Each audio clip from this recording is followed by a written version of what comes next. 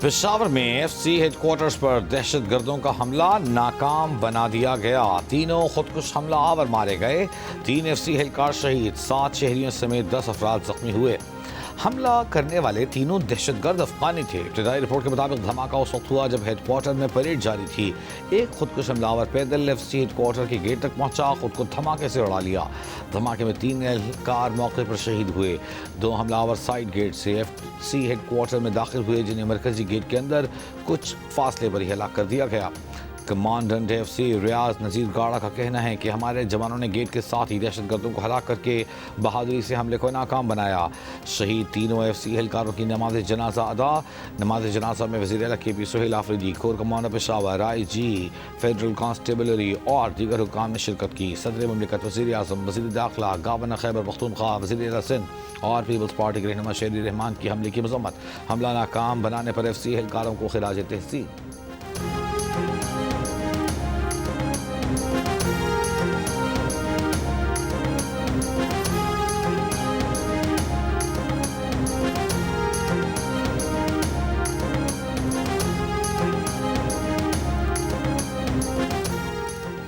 وزیر اعلیٰ خیبر پختونخوا سہیل آفریدی کی ایف سی ہیڈ کوارٹر حملے کے زخمیوں کی عیادت. دہشت گرد واقعے کی مذمت. میڈیا سے گفتگو میں کہا کہ ایف سی کے جوانوں نے دہشت گردوں کا زبردست مقابلہ کیا. ہمارے حوصلے پست نہیں ہوں گے. دہشت گردوں سے مقابلہ جاری رہے گا. سیکیورٹی مزید مؤثر بنانے کے لیے جدید آلات کی خریداری جاری ہے. سی ٹی ڈی کو بلٹ پروف گاڑیاں فراہم کر دی گئی ہیں. افغانستان میں سرگرم دہشت گرد نیٹ ورکس پر عالمی تشویش. جریدے افغانستان انٹرنیشنل کی رپورٹ میں کہا گیا ہے کہ ایس سی او عہدیداران کے مطابق افغانستان میں دہشت گرد گروہ زیادہ فعال ہو رہے ہیں. تاشقند میں S C O regional anti terrorist structure کی 11ویں کانفرنس میں سربراہ anti terrorist structure S C O اولا ربیک نے بتایا کہ بین الاقوامی دہشت گرد گروہوں کی سرگرمیاں افغانستان اور شام میں بڑھ گئی ہیں. دہشت گرد گروہ حملے وسط ایشیا میں سلیپر سیلز بنانے، فنڈز اکٹھا کرنے کے لیے دائرہ کار بڑھا رہے ہیں. دہشت گرد تیسرے ممالک کی جعلی دستاویزات استعمال کر رہے ہیں. دہشت گرد تنظیمیں عسکریت پسندوں کو وسط ایشیائی ممالک بھیجنے کے منصوبے بنا رہی ہیں.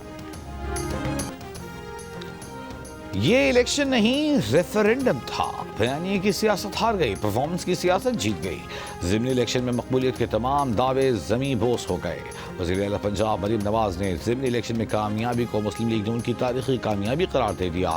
صوبائی وزراء اور سیکریٹریز کے اجلاس سے خطاب میں کہا، الیکشن بیانیوں سے نہیں، کارکردگی کے بل بوتے پر جیتا جاتا ہے. اگر زمین پر کام نہیں ہوگا تو بیانیہ کیا کرے گا؟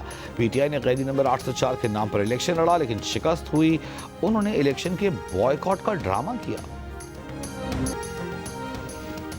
ضمنی انتخابات میں نون لیگ قومی اسمبلی کی تمام 6 اور پنجاب اسمبلی کی 7 میں سے 6 سیٹوں پر کامیاب. ہری پور میں بڑا اپسیٹ. غیر حتمی غیر سرکاری نتائج کے مطابق سابق قائد حزب اختلاف عمر ایوب کی نشست پر امیدوار ان کی اہلیہ شہرناز عمر ایوب ہار گئیں. لاہور میں پی ٹی آئی کے میاں اظہر کے انتقال سے خالی ہونے والی نشست مسلم لیگ نون نے جیت لی. ڈیرہ غازی خان میں سرتاج گل کی نااہلی سے خالی نشست مسلم لیگ نون کے محمود قادر نے جیت لی. بانی پی ٹی آئی کی ضلع میاں والی میں پنجاب اسمبلی میں سابق قائد حزب اختلاف ملک احمد خان بچر کی نشست پر مسلم لیگ نون کے علی حیدر نور خان نیازی کامیاب. فیصل آباد میں طلال چودھری کے بھائی بلال چودھری اور راجہ ریاض کے بیٹے راجہ دانیال احمد جیت گئے. رانا ثناء اللہ کے داماد احمد شہریار بھی کامیاب. مظفر گڑھ کی نشست پر پی پی 269 پر پیپلز پارٹی کے علمدار عباس قریشی پھر جیت گئے.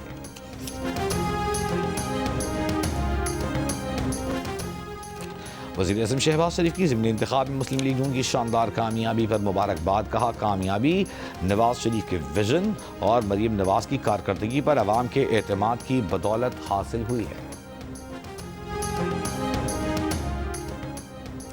پی ٹی آئی کے رہنما اسد قیصر کا الیکشن کمیشن پر نتائج بدلنے کا الزام. کہا، ہری پور سے فارم 45 کے مطابق پی ٹی آئی امیدوار کو تقریباً 25,000 ووٹوں کی برتری تھی. الیکشن کمیشن سرکاری ویب سائٹ پر غلط نتائج ڈال رہا ہے. بہتر ہوتا کہ الیکشن کی بجائے براہ راست نوٹیفیکیشن جاری کر دیا جاتا. تحریک انصاف کے چیئرمین بیرسٹر گوہر نے کہا کہ عوام نے الیکشن پر عدم اعتماد کیا ہے. تحریک انصاف نے ضمنی انتخاب میں صرف 2 نشستوں NA-18 ہری پور اور NA-129 لاہور پر الیکشن لڑا اور دونوں نشستیں ہار گئی.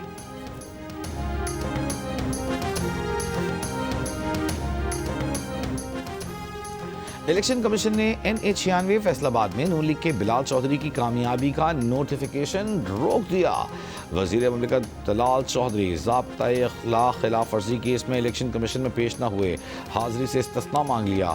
چیف الیکشن کمشنر نے کہا طلال چودھری نے ضابطۂ اخلاق کی خلاف ورزی کی، ابھی نااہل نہیں کرتے، امیدوار کی کامیابی کا نوٹیفیکیشن روک رہے ہیں۔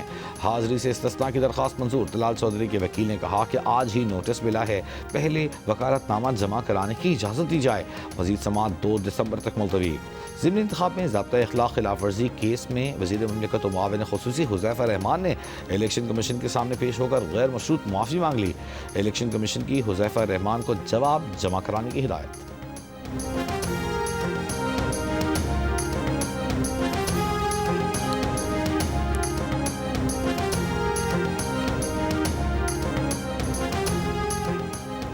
پشاور ہائی کورٹ میں وزیر اعلیٰ KP سہیل آفریدی کی الیکشن کمیشن طلبی کے نوٹس کے خلاف درخواست سماعت کے لیے منظور۔ سہیل آفریدی کی درخواست پر سماعت کل ہوگی۔ ہری پور میں انتخابی ضابطۂ اخلاق کی خلاف ورزی کے کیس میں الیکشن کمیشن نے کل وزیر اعلیٰ KP کو طلب کر رکھا۔ 6 دہائیوں تک بالی ووڈ فلم نگری پر راج کرنے والے بھارتی اداکار دھرمیندر 89 برس کی عمر میں انتقال کر گئے۔ دھرمیندر نے فلم شعلے جیسی متعدد بلاک بسٹرز فلموں میں کام کیا، مجموعی طور پر 306 فلموں میں کام کیا۔ بھارتی ہدایت کار کرن جوہر کا اظہار افسوس، کہا کہ دھرمیندر بھارتی سینما کے حقیقی لیجنڈ ہیں اور رہیں گے۔ ججز تبادلے کے معاملے پر اسلام آباد ہائی کورٹ کے 5 ججز کی انٹرا کورٹ اپیل عدم پیروی پر خارج۔ آئینی عدالت میں سماعت کے دوران ججز کی جانب سے بھی کوئی پیش نہ ہوا۔ چیف جسٹس امین الدین خان کی سربراہی میں 6 رکنی آئینی بینچ نے کیس کی سماعت کی۔ آئینی عدالت نے ججز ٹرانسفر کیس میں کراچی بار ایسوسی ایشن سمیت 9 میں سے 5 انٹرا کورٹ اپیلیں عدم پیروی پر خارج کیں۔ کیس کی سماعت غیر معینہ مدت تک ملتوی۔ سپریم کورٹ کے 5 رکنی بینچ نے ججز تبادلہ کثرت رائے سے درست قرار دیا تھا۔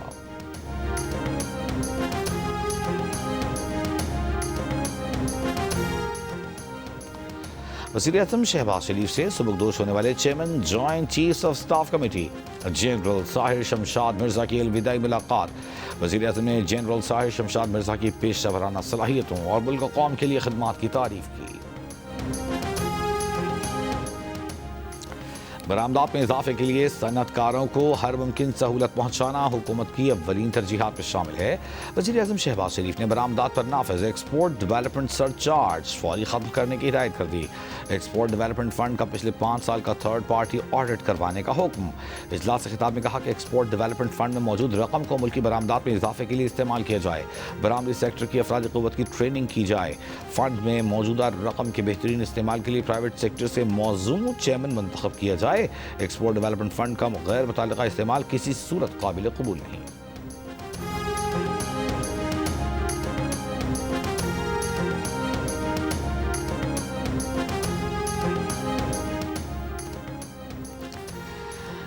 گلگت بلتستان اسلام آباد کی عدالت نے شراب اور اسلحہ برآمدگی کیس میں سابق وزیر اعلیٰ علی امین گنڈاپور کے وارنٹ جاری کر دیا۔ علی امین گنڈاپور کو گرفتار کر کے پیش کرنے کا حکم، وارنٹ مسلسل غیر حاضری کے باعث جاری کیے گئے۔ مزید سماعت 29 نومبر تک ملتوی۔ علی امین گنڈاپور کے خلاف تھانہ 12 کاہو میں مقدمہ درج ہے۔ گلگت بلتستان اسمبلی کی 5 سالہ آئینی مدت کا آخری دن GB حکومت آج رات 12 بجے تحلیل ہو جائے گی۔ نگراں وزیر اعلیٰ کے نام کا اعلان آج ہونے کا امکان۔ حکومتی ذرائع کے مطابق گلگت بلتستان کے نگراں وزیر اعلیٰ کے نام کا اعلان وزیر اعظم پاکستان کریں گے۔ سیکرٹری GB اسمبلی کے مطابق گلگت بلتستان اسمبلی کی 5 سالہ مدت آج رات پوری ہو رہی ہے۔ GB میں آئندہ انتخابات وفاقی الیکشن ایکٹ 2017 کے تحت ہوں گے۔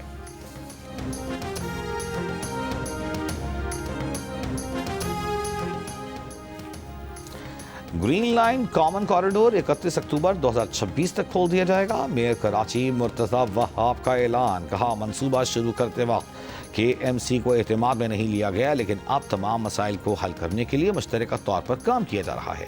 حکومت نے ریڈ لائن منصوبے کے مسائل بھی حل کر دیے ہیں۔ آئندہ چند روز میں اس پر باضابطہ کام شروع ہو جائے گا۔ MQ کے رہنما امین الحق نے کہا کہ میئر کراچی نے سڑکوں کی خرابی اور ڈرینیج کے مسائل کی نشاندہی کی تھی، جس پر انہوں نے PIDCL سے بات کی۔ مرتضی وہاب کے تحفظات درست تھے۔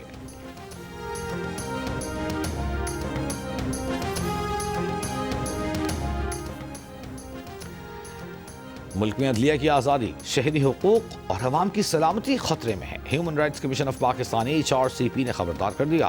HRCP کے مطابق 27ویں آئینی ترمیم عدلیہ کی آزادی کو کمزور کرتی ہے اور حکومتی اختیار بڑھاتی ہے، جو اختیارات کا توازن رکھنے کے نظام کو نقصان پہنچاتا ہے۔ عوامی عہدوں والے افراد کو تحایات استثناء دینا بھی غیر ضروری طاقت پیدا کرتا ہے۔ مضبوط اور منتخب مقامی حکومتیں جمہوریت کے لیے ضروری ہیں۔ HRCP کی جبری گمشدگیوں، بغیر قانونی کارروائی، حراستی مراکز اور شیڈیول 4 کے غلط استعمال کو فوری طور پر ختم کرنے کا بھی مطالبہ۔ ایشیا کپ رائزنگ سٹارز میں احمد دانیال کی بولنگ نے میچ کا پانسا پلٹ دیا۔ 125 رن کے آسان ہدف کا شاندار دفاع کیا۔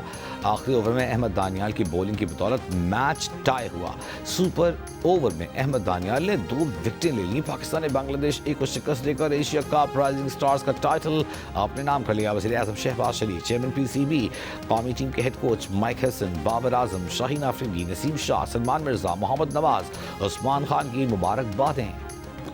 سہ فریقی T20 سیریز میں عثمان طارق کی عمدہ بولنگ، پاکستان نے زمبابوے کو 69 رن سے شکست دے کر فائنل میں جگہ بنا لی۔ پاکستان کے 195 رنز کے جواب میں زمبابوے کی ٹیم 126 رنز پر آؤٹ۔ ریان بورل نے 67 رنز بنائے۔ عثمان طارق نے ہیٹ ٹرک سمیت 4 کھلاڑیوں کو آؤٹ کیا۔ صاحبزادہ فرحان نے 63، بابر اعظم نے 74 رنز کی اننگز کھیلی۔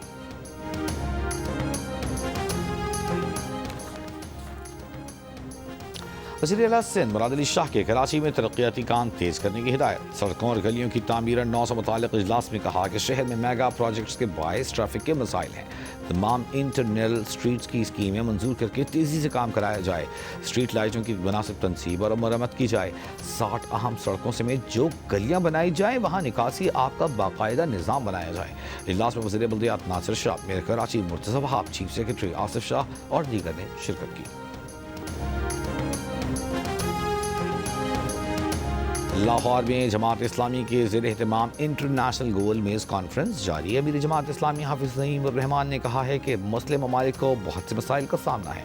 غزہ آج ورلڈ آرڈر کی مثال بن گیا ہے۔ اقوام متحدہ اور سیکیورٹی کونسل معذور ہو چکی ہیں۔ فلسطین میں اقوام متحدہ اور سیکیورٹی کونسل کا کوئی کردار نظر نہیں آتا۔ مجاہد حسین سید نے کہا کہ غزہ میں اسرائیل نے ظلم و بربریت کا مظاہرہ کیا۔ حماس نے ڈٹ کر مقابلہ کیا، جس کے نتیجے میں جنگ بندی ہوئی۔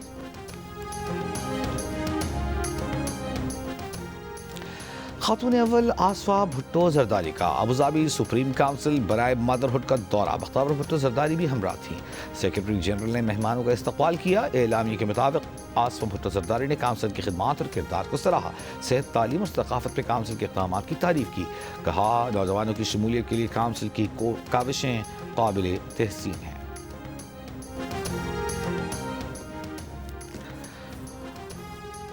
پاکستان شوگر ملز ایسوسی ایشن نے چینی کی قیمتوں میں اضافے کی وجہ FBR پورٹلز کی بندش، بین الصوبائی ترسیل پر پابندی اور حکومتی ڈیلرز کو قرار دے دیا۔ ایسوسی ایشن نے اپنے اعلامیے میں کہا کہ حکومت کو پورٹلز کی بندش سے قیمتیں بڑھنے سے متعلق خبردار کیا تھا۔ سندھ میں پورٹلز بند رکھے گئے تاکہ پورٹ پر درآمدی چینی کو پہلے فروخت کیا جا سکے۔ پنجاب میں ضلعی انتظامیہ نے ملوں کو مجبور کیا کہ حکومتی نامزد کردہ ڈیلرز کو چینی فروخت کریں، جنہوں نے مارکیٹ میں اپنے فائدے کے لیے چینی مہنگی فروخت کی۔ ان پابندیوں سے چینی کی سپلائی کم ہونے لگ گئی۔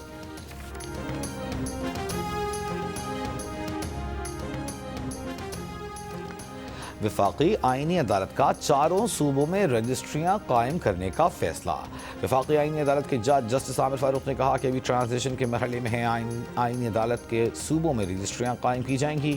آئینی عدالت کی پرنسپل سیٹ سے رجسٹریاں ویڈیو لنک سے منسلک کی جائیں گی۔ 17 سال پہلے اسلام آباد سے لاپتہ ہونے والی لڑکی ایڈھی سینٹر کراچی سے مل گئی۔ 27 سالہ کرن کو اس کے والد کے حوالے کر دیا گیا۔ کرن نے کہا کہ وہ گھر سے آئس کریم لینے نکلی تھی، راستہ بھول گئی، جس کے بعد اسے ایڈھی سینٹر اسلام آباد چھوڑ دیا گیا۔ بعد میں بلقیس ایڈھی اسے کراچی لے آئیں۔ کرن نے کہا کہ والدین سے ملنے پر اسے خوشی ہے۔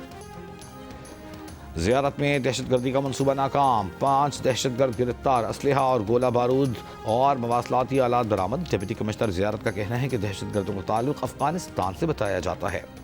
وزیر اعلیٰ بلوچستان نے کامیاب کارروائی پر زیارت انتظامیہ اور لیویز فورس کو سراہا۔ ملائیشیا میں آئندہ سال سے 16 سال سے کم عمر بچوں کے لیے سوشل میڈیا کے استعمال پر پابندی عائد کی جائے گی۔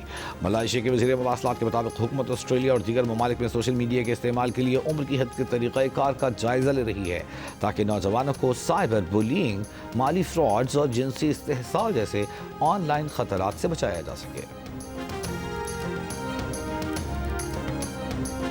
اسلامک سالیڈیرٹی گیمز میں شرکت کے بعد ارشد ندیم اور یاسر سلطان کی وطن واپسی۔ دونوں جیولن تھروورز عمرے کی ادائیگی کے بعد لاہور ایئرپورٹ پہنچے۔ ایئرپورٹ پر شاندار استقبال، پھول نشاور کیے گئے۔ یاسر سلطان نے گفتگو میں کہا کہ ان کے پاس کوالٹی جیولن نہیں، ہمیشہ ارشد ندیم سے جیولن ادھار لیتے ہیں۔ ارشد ندیم نے کامیابی پر تمام لوگوں کا شکریہ ادا کیا۔ لاہور قلندرز کا زمبابوے کرکٹ ٹیم کے اعزاز میں ظہرانہ۔ لاہور قلندرز کے آئندہ 10 سال پی ایس ایل کے ساتھ ایم او یو سائن کرنے کی تقریب۔ لاہور قلندرز نے پی ایس ایل کے ساتھ معاہدے میں 10 سالہ توسیع کر دی۔ تقریب میں حارث رؤوف، شاہین شاہ آفریدی، سی ای او لاہور قلندرز عاطف رانا بھی شریک۔ جنگ اور جیو کے اشتراک سے کراچی آرٹس کونسل میں ورلڈ کلچر فیسٹیول جاری۔ ایونٹ میں آج مختلف sessions, work shops, film screening اور آرٹ ایگزیبیشن ہوگی۔ کراچی لٹریچر فیسٹیول کا اختتام، آخری روز مستقبل کی دنیا اور مصنوعی ذہانت پر ماہرین کا سیشن۔ پاکستان کو عالمی ڈیجیٹل فریم ورک سے ہم آہنگ کرنے کی اہمیت پر زور۔ ڈیجیٹل سیکٹر میں اے آئی انقلاب پر گفتگو۔ فیسٹیول میں کتابوں اور اجرک کے سٹالز بھی لگائے گئے۔ اور ٹی وی اور فلم کے مزاحیہ اداکار اسماعیل طارق کی کردار یادگار، چاہنے والے ان کی برسی نہیں بھولے۔